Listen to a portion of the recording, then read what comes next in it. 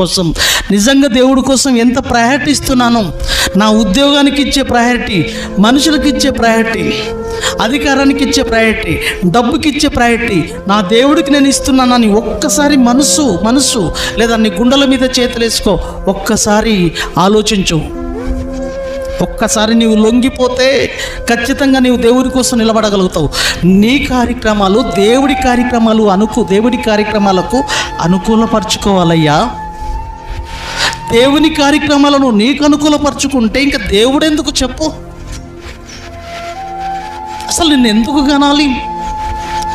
దేవుడు నిన్ను కన్నాడు, తన కుమారుడిగా ఉండాలనుకున్నాడు, తన పనిలో నీ బ్రతుకు ఉండాలనుకున్నాడు, తన పని కోసం నీ బ్రతుకు అనుకున్నాడు, నా పనిలో ఉండే నీ కోసం ఏ లోటు ఉండకూడదు అనుకున్నాడు.